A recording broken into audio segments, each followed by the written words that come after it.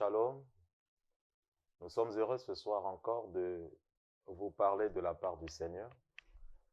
Et nous bénissons le Seigneur qui nous donne cette occasion à pouvoir vous apporter un message de sa part. Nous voulons nous incliner et rendre grâce au Seigneur. Père, je te bénis encore pour ces moments et pour cette émission Sublime Famille. Je rends gloire à toi, Seigneur, pour la NTI ainsi que tous les techniciens.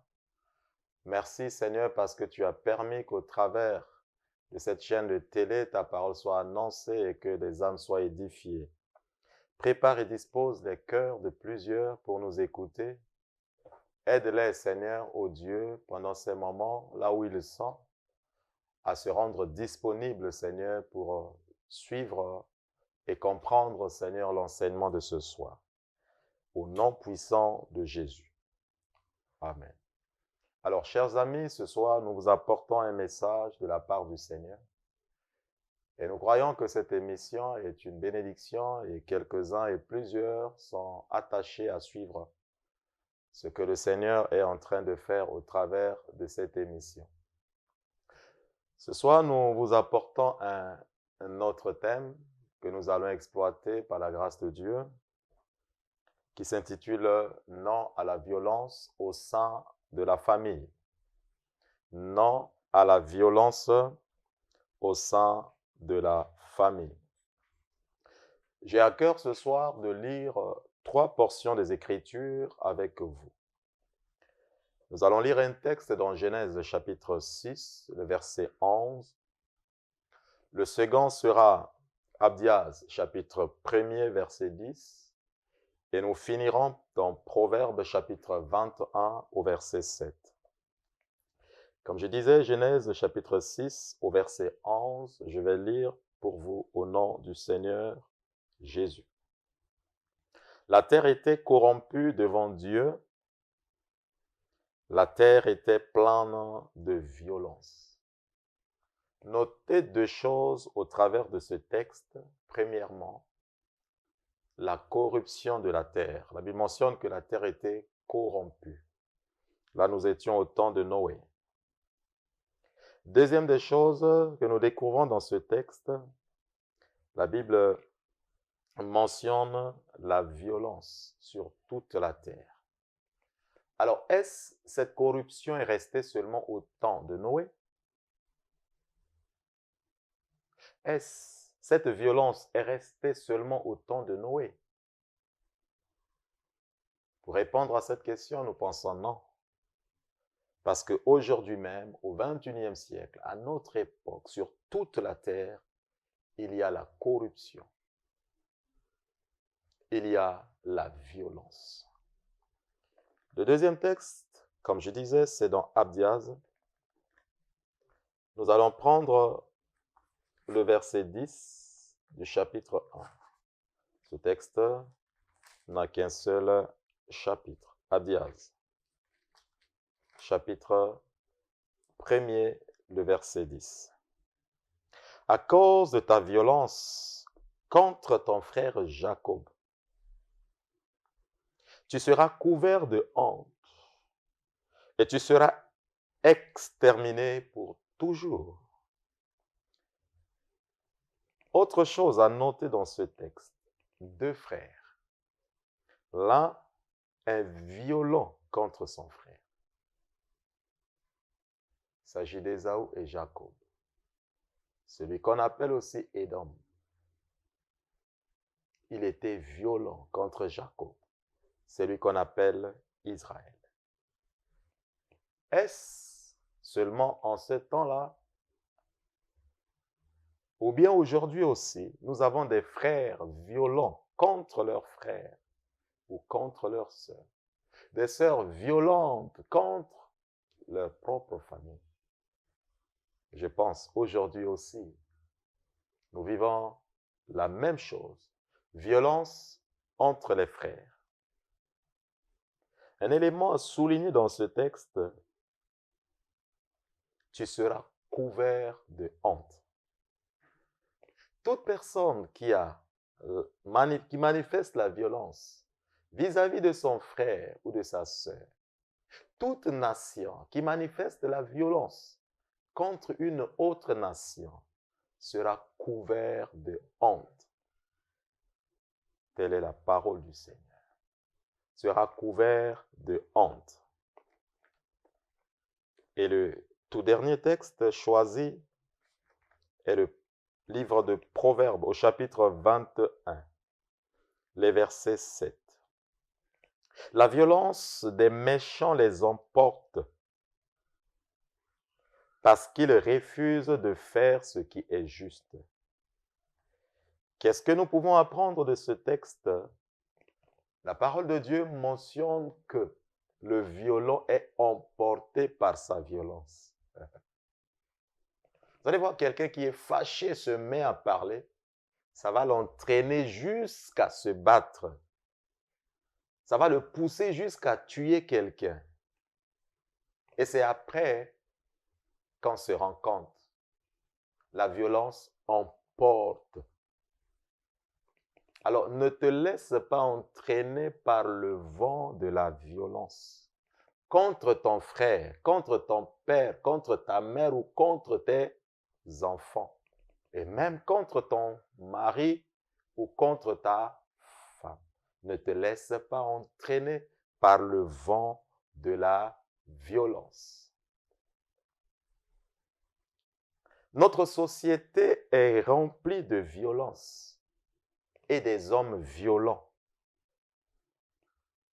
Nous croyons que cela est seulement dans la société, mais même nos familles sont remplies des hommes méchants, des gens violents.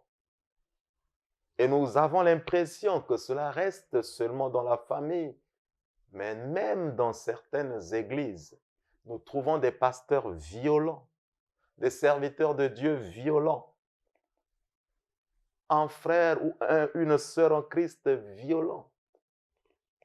Et dans les différents lieux de service, nous avons des gens méchants, des gens violents. Mais nous voulons dire non à la violence dans ce pays. Non à la violence dans le monde. Non à la violence dans nos familles. Non à la violence. La violence est une force non contenue. C'est la brutalité, l'impétuosité. Toute personne qui est violente est comme poussée, est comme obligée à faire quelque chose. Et cette personne n'arrive pas à se retenir. Donc un violent est aussi quelqu'un qui agit avec force et brutalité sans rétention. J'espère que tu n'es pas un violent. J'espère que tu n'es pas un méchant. J'espère que tu ne prends pas plaisir à faire du mal. Et la société nous embobine dans certaines choses au point de présenter la cruauté qui fait plaisir aux gens. Je voyais quelques petits enfants comme ça, dans deux groupes différents, chacun a un groupe de chiens. On mettait ces chiens à se battre et ces enfants riaient. Ils parcouraient les quartiers par quartier, chacun avec son équipe de chiens. J'ai dit, waouh, quel spectacle auquel nous sommes assistés. Les gens aiment des films de violence. Regardez à la télé, vous allez voir les films d'Hollywood que nous voyons. Tout ce que les gens font, montrer les gens qui se battent, qui se déchirent. Le sang coule. Même un enfant de 5 ans prend plaisir à regarder de tels types de brutalité à la télé. Les gens n'ont plus peur. Je ne sais pas si ça se passe dans votre quartier, mais moi, je le vois partout. On n'est rien du temps. Les gens crient, les gens se battent, les gens s'insultent comme s'ils ne sont pas civilisés. Même en ces temps passés, je ne pense pas que les gens agissaient de cette manière. Dans les villages, il y a quand même des organisations pour atténuer quelques types de violences. Aujourd'hui, les gens n'ont plus peur de leurs parents.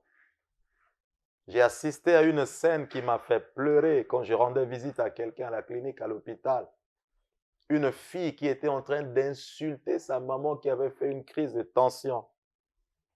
Et la maman qui ne pouvait pas, qui parlait à sa fille. Les deux se jetaient des balles verbales. Les deux s'insultaient et j'étais là comme victime. Les gens prenaient plaisir. Comment une fille peut être aussi cruelle et brutale envers sa mère, surtout dans cet état d'hospitalisation. Vous vous rendez compte que les gens utilisent le moyen physique, le moyen verbal pour pouvoir faire du mal à l'autre. Mais nous disons non à la violence. Nous disons non à la violence. Remarquez des voisins qui se battent dans le quartier et les gens crient, waouh, waouh, les gens crient. Du plus petit jusqu'au vieillard, on assiste à des actes de violence. Des parents qui violentent leurs enfants au vu et au su de tout le monde. Des actes de violence. Mais nous disons non à ces actes de violence. Je voudrais poser quelques questions. Et vous allez me répondre juste en écrivant. Qu'est-ce que vous ressentez en assistant à un acte de violence? Qu'est-ce que vous ressentez lorsque vous assistez à un acte de violence? Un conjoint qui bat sa conjointe. Un mari qui bat sa femme. Des parents qui battent leurs enfants. Les gens du quartier qui s'insultent, qui se battent. Qu'est-ce que vous ressentez?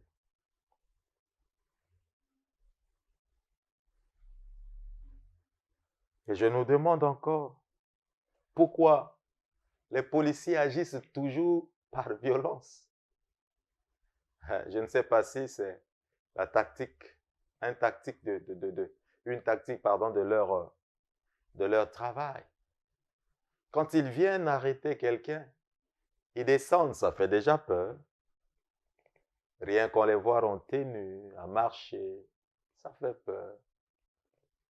Mais il y a de ceux qui crient, oh, oh.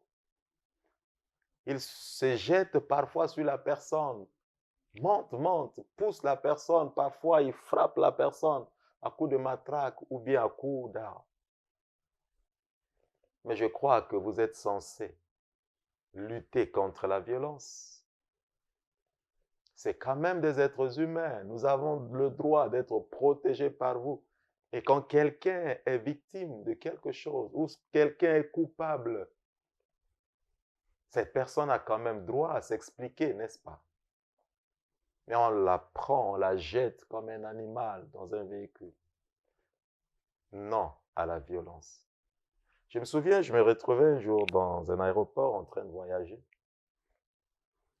Monsieur a pris juste le passeport, il a regardé, il m'a lancé un mot, c'est vous les pasteurs, les escrocs. J'ai dit, monsieur, c'est pas comme ça que vous devez agir. Il dit, non, tu es comme eux. Vous ne me connaissez pas. Il a commencé à me citer le nom des grands pasteurs. Et il m'a placé parmi eux. Lorsque j'ai voulu réagir, parce que je crois que c'est dans mon devoir, il a dit, vous manquez de respect à une autorité. Messieurs, ça, c'est pas manquer du respect. Vous avez agi violemment envers moi. Ce que vous faites n'est pas bon. Quand je commençais à parler, c'est la première fois de ma vie où quelqu'un m'a mis une menotte pour ce que je ne savais pas. Tu peux appeler qui tu veux. Tu peux faire ce que tu veux. Mais tu ne vas pas voyager. Ses collègues étaient là, tout le monde regardait. Mais personne ne pouvait parler. Peut-être c'est leur chef hiérarchique. Mais j'ai vu comment on m'a humilié, comment on m'a traité violemment. Et je crois que l'Esprit de Dieu a parlé à cet homme, il est venu me libérer. J'étais parti. Je n'en ai pas fait un problème à part en parler aujourd'hui dans cette émission. La violence. Tout le monde est violent. Je ne sais pas, est-ce que c'est ce que les gens boivent? Je ne sais pas, est-ce que c'est les situations que les gens rencontrent? Je ne sais pas, est-ce que c'est des esprits qui sont en train d'hanter les gens, de les pousser à être aussi violents? Mais Dieu voit chaque violence. Dieu voit toute situation que nous rencontrons. Mais non à la violence. Je le répète, nous ne voulons plus de la violence dans nos familles. Nous ne voulons pas de violence entre frères ou bien les parents envers les enfants, vice-versa. Non à la violence au sein de la famille. Comment donc ces gens exercent ces violences? En les voyant, nous pouvons nous rendre compte que ils le font poussant les autres à faire des choses par contrainte. Vous voyez un monsieur qui rentre à la maison fatigué, a juste besoin de se reposer, mais c'est la femme qui commence à le pousser. On ne demande pas, chérie, comment était ta journée, qu'est-ce que tu as eu, des difficultés, ainsi de suite, voilà, repose-toi, lave-toi, va manger. Mais la femme là commence à parler, à pousser le monsieur jusqu'à ce qu'il puisse sortir de sa coquille. Et après, bon, il faut dire des paroles, il faut frapper, mais le climat est tendu et après, parfois ça se calme, parfois chacun prend sa position. Poussé par contrainte. Il y a de ceux qui poussent les autres.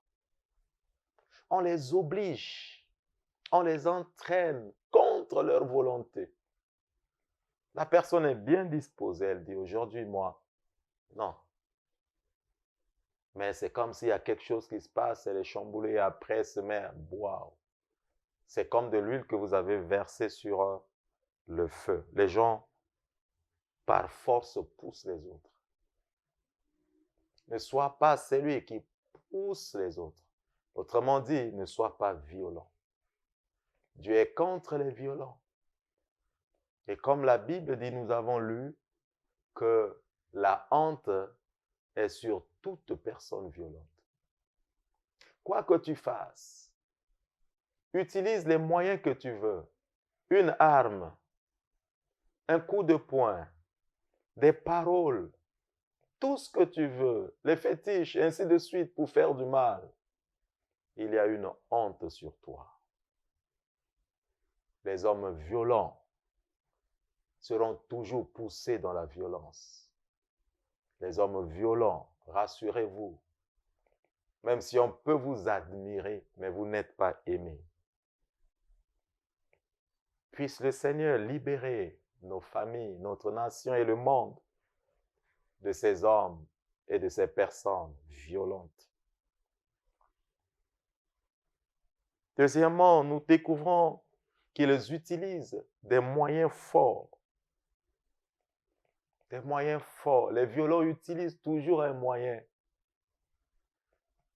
S'ils n'arrêtent pas à parler, qu'ils ne s'arrêtent pas à parler, il va regarder autour de lui s'il y a un caillou, s'il y a un bout de bois, parfois même un couteau, une arme. Son cœur va le pousser à faire du mal. Et ceux qui donnent des coups de poing, vous savez, par un simple coup de poing, tu peux tuer quelqu'un et tu te retrouves en prison. La justice de l'homme, la Bible dit, la violence de l'homme ou l'injustice de l'homme n'accomplit pas la justice de Dieu. Je pense que cette violence est parfois une nature, au point d'influencer quelqu'un. Les plus grands, les plus forts sont tombés. Les violents vont toujours avoir des adversaires. Non à la violence. Alors n'utilise pas les moyens, coups de poing, armes, sorcellerie, fétiches, pour démontrer combien tu es violent à faire du mal à quelqu'un. Non à la violence. Je dis encore non à la violence dans nos familles. Il y a aussi des injures ou des mauvaises paroles. C'est des choses qui parfois me choquent. Lorsque nous sommes sur nos routes, et je me suis rendu compte, c'est un constat un peu partout en Afrique. Je n'ai pas voyagé dans presque tous les pays africains, mais je me rends compte que dans 2, 3 ou 4 endroits, c'est presque la même chose. Vous voyez un chauffeur de taxi qui juste est en train de passer, l'autre qui vient le dépasser, commence à l'insulter. Et ce qui fait mal, on insulte ses parents. Quelle violence, quelle cruauté. On insulte sa mère, on insulte son père. Comment on peut raisonner comme ça? Des grandes personnes. Parfois, quand tu vois la personne, tu imagines son âge. Mais ce qui sort de sa bouche, même un enfant de 6 ans ne peut pas dire ça. Quelle violence. Les gens s'insultent sur la voie. Et même certains de nos autorités ont tenu. Nous les respectons, nous les aimons. Nous croyons qu'ils nous protègent. Nous croyons qu'ils nous protègent. Mais ces gens, quand ils utilisent des violences vis-à-vis de nous, on ne sait pas à qui on va se réfugier, si ce n'est à Dieu. Sur les voies publiques, dans certains milieux, tu sais que c'est une autorité. La tenue le témoigne. Mais la parole que la personne déclare, est-ce que tu me connais? Non, je sais que déjà tu es une autorité. Tu es un agent de l'État. Tu es quelqu'un qui représente ou qui travaille pour la nation. Mais quelle violence verbale. Je ne parlerai pas des parents, des patrons aussi violents. Qui donne droit à un patron d'insulter un travailleur? Même si tu me payes, même si j'ai commis une faute professionnelle, mais pourquoi arriver à utiliser autant de violence vers son travailleur? Est-ce parce qu'on est patron? Non, ce n'est pas un bon patron. Et nous pensons que la manière de faire des gens de par le monde et dans notre pays ou ville nous amène à voir aussi le monde cruel, la cruauté des hommes, du plus petit au plus grand. Un petit qui parle, qui insulte son père, sa mère, qui va jusqu'à l'école insulter son professeur, parfois manquer de respect à son patron ou bien dans différents endroits. Je ne parlerai pas aussi des femmes, des épouses aussi violentes vis-à-vis de leur mari. Non à la violence. Les injures, les mauvaises paroles montrent combien une personne puisse être violente. Mais sachez-le, le Seigneur l'a dit, que c'est par l'abondance du cœur que la bouche parle. Alors on connaît une mauvaise personne, une personne violente ou méchante par la déclaration de ses paroles. Ces paroles ne sont rien d'autre que le reflet de son état d'âme ou de ce qui est caché en son âme. Et ses gestes et ses œuvres lui montrent réellement ou l'exposent devant tout le monde dans sa manière de faire, d'être violent. Des personnes sont violentées partout. Des personnes sont poussées par force à faire certaines choses contre leur volonté. Sachez-le, même le Créateur nous respecte malgré, je le dis bien, les mauvaises choses que nous faisons. Si Dieu était violent, le monde serait détruit en une seconde à cause de toutes les abominations et les œuvres que nous faisons sur la terre des 4 coins du globe. Et même au temps de Noé, quand Dieu a vu que les hommes sont devenus violents et que la corruption a rempli la terre, il a mis en place un plan de salut en disant à Noé de construire l'arche et de prêcher aux gens pour qu'ils soient préservés du jugement. Et aujourd'hui, à la fin des temps, combien même l'ennemi agit dans le monde, le Seigneur est là en train d'attendre, de patienter. Son Fils Jésus est passé il y a 2000 ans pour accomplir l'œuvre de la croix, appeler les âmes à venir à Dieu pour avoir la vie éternelle. Depuis que Jésus soit monté au ciel jusqu'à aujourd'hui, nous l'attendons. Mais combien de fois la cruauté ne cesse de s'augmenter? Combien de fois le peuple de Dieu est malmené, détruit, combattu par d'autres, mais le Seigneur est en train d'attendre. Une personne violentée est réduite à un état d'animal. Sachez-le, tous ceux à qui vous faites du mal, vous voulez les réduire en un animal. Dieu nous a créés à son image et à sa ressemblance. Même les chiens ne sont pas frappés à tout moment à coups de bâton. Même le cheval sur lequel se tient le cavalier n'est pas frappé à tout moment. Alors combien de fois nous pouvons agir par la violence autour de nous? Une personne ne doit pas être réduite par la violence à un état animal. La personne violentée vit et vivra dans la peur. Elle va manquer de confiance. Examinez un peu ce couple où le monsieur ne manque pas d'insulter sa femme. Voyez-vous ces enfants frappés par papa ou par maman à tout moment? Comment ils sont? Ces enfants reviennent sur eux-mêmes. Ces enfants vivent, c'est comme s'ils ne vivent pas. Ces enfants se cachent dans quelque chose. Et plusieurs de ceux-là ont quitté les maisons familiales. Elles sont dans les rues pour certaines, pour d'autres se livrent à la prostitution, au voyou, au vagabondage, ainsi de suite. Et nous avons plus aujourd'hui une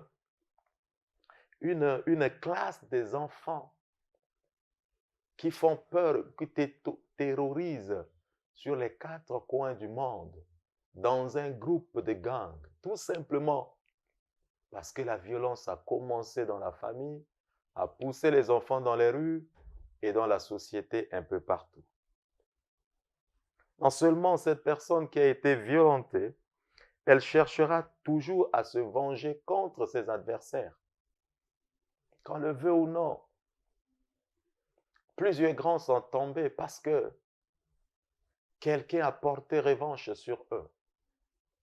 Plusieurs forts ont été affaiblis parce que quelqu'un est revenu porter jugement sur eux. Mais aussi cette personne qui est combattue et affaiblie cherchera toujours les moyens de se lever.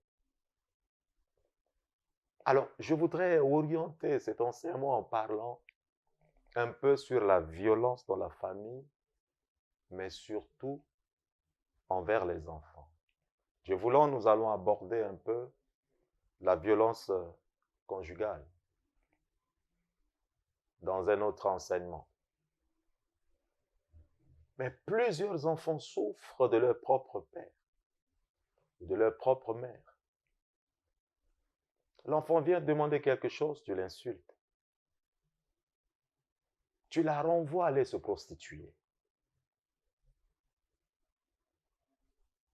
Un garçon qui est devenu un homme, vous le frappez comme si c'est un enfant de 4 ans ou de 5 ans. Non. Oh, je souffre. À voir ces choses tout moment, partout où je passe, dans les familles. Et nous avons plusieurs cas. Pour les orphelins, oh Seigneur, viens en aide. Combien des orphelins sont malmenés? Combien des orphelins? Parfois, il y a ceux qui viennent, ils disent, je vais m'en charger de ta vie, payer les études, prendre soin de toi, parce que tes parents ne sont pas là. Je suis en Afrique. Et quand tu es amené dans ces maisons, dans ces foyers des parents, oncles, tantes, je ne sais pas qui, grand frère, c'est lui qui devient le boy de la maison, le ménagère de la maison, le ménager ou la ménagère. C'est lui qui devient le garçon du course. Les temps des études, on l'appelle, on l'insulte, on le traite de tout. Et quand il a besoin d'une aide, non, il n'y en a pas. On lui rappelle ton papa qui est mort, qu'est-ce qu'il a fait pour toi? Ta maman qui est morte, tu es un enfant, hein, grâce à moi, ainsi de suite. Non.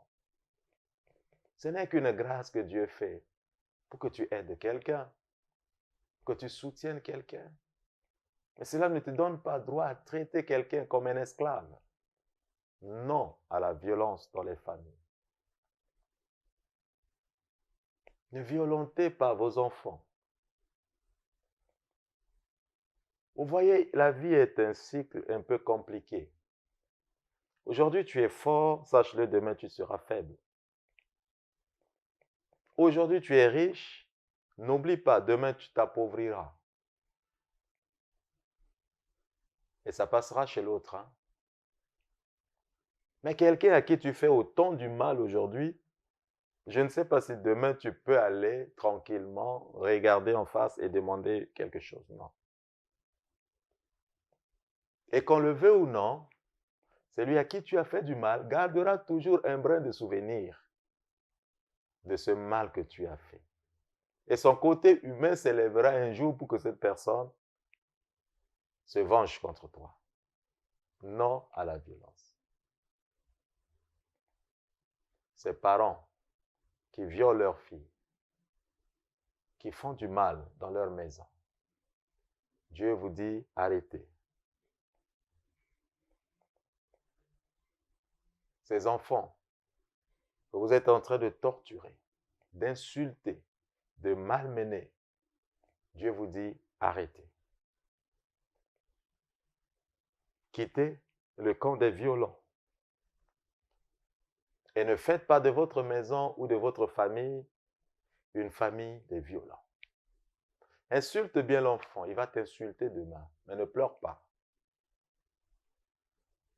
Frappe-le bien, demain il va tenir ta main et tu n'auras plus la force.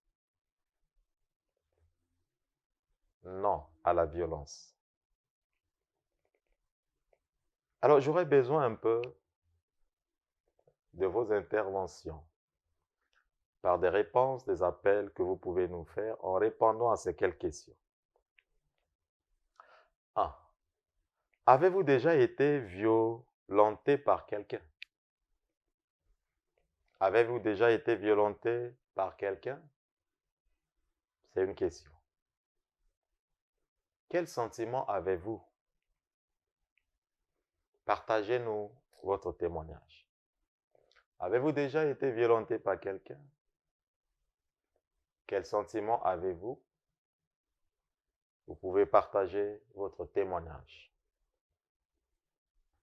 Autre question. Quelle est votre attitude devant ceux qui utilisent la violence contre vous? Quelle est votre attitude devant ceux qui sont violents contre vous? Voyez d'abord dans votre famille, ensuite dans votre quartier et enfin dans vos lieux de travail ou partout où vous allez. Quelle est votre attitude devant ceux qui utilisent la violence contre vous? Autre question. Vos parents vous battent jusqu'à quel âge? Je vais diversifier. Est-ce que vos parents vous battent? Oui ou non? Alors, dans le cas où les parents, vous reconnaissez qu'ils vous battent, jusqu'à quel âge? Toujours dans ce même aspect de question, est-ce que votre mari vous bat? Est-ce que votre mari utilise la violence contre vous? Est-ce que votre femme est violente? Et la toute dernière question, pour finir, est-ce que vous vous sentez aimé dans votre famille et dans votre maison? Est-ce que vous vous sentez aimé dans votre famille ou dans votre maison? Alors, en répondant à ces différentes questions, je suis certain que tu vas souffrir. Quelques-uns vont souffrir. Mais je crois que Dieu, par son esprit, va faire quelque chose dans ta vie pour enlever les mauvais souvenirs des violences que tu as endurées. Peut-être à ton enfance, à ta jeunesse ou bien à l'âge adulte. Que ce soit auprès de ton patron ou dans ta famille. Et je voudrais te dire une bonne nouvelle. Il y a un homme qui a rencontré autant de violents. On l'a provoqué de toute manière, malgré qu'il faisait du bien. On a souhaité sa mort. Et lorsqu'on était en train de le juger, on avait enlevé son vêtement. Il est resté en caleçon. Ils ont mis sur sa tête une couronne qui l'a blessé. Ils l'ont imposé à porter une charge, une croix, à gravir des marches jusque sur une montagne où on l'avait crucifié. Imaginez tous ceux qui assistaient à la scène, qui riaient, qui criaient, qui insultaient. Mais lorsqu'il était à l'agonie, il a demandé encore qu'on lui donne à boire de l'eau, mais ils lui ont donné du vin, du vinaigre, et ils ont percé sa côte. Il a subi des violences depuis son enfance jusqu'à 33 ans. Mais lorsqu'il était à la mort, il a regardé tous ceux qui étaient à ses côtés. Il a levé la tête vers le ciel, il a dit « Père ». Donc il appelle Dieu le Père. Pardonne-les, car ils ne savent pas ce qu'ils ont fait. Ainsi, cet homme est mort en pardonnant à ses bourreaux et à tous ceux qui ont été violents vis-à-vis de lui. Mais le Père s'est souvenu pour le ramener à la vie. Le troisième jour, Jésus est ressuscité. Il a répandu l'amour, la paix, le pardon dans le monde. Il est monté au ciel, il envoie un esprit qu'on appelle le Saint-Esprit. Quel que soit l'esprit que tu as, parce que je sais qu'il y a des gens chez nous qui se vaccinent avec du caman, la scarification, dans le but d'être forts, violents. Donc, ils étaient possédés de certains esprits.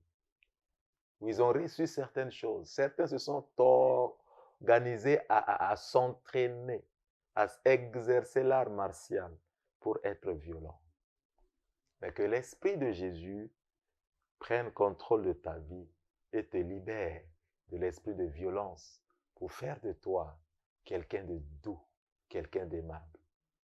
Alors, tout ce que tu as enduré, je te présente l'histoire de cet homme qu'on appelle Jésus, qui veut aujourd'hui entrer dans ta vie, qui veut aujourd'hui te pardonner, te libérer de tout sentiment de violence, de haine ou de rejet.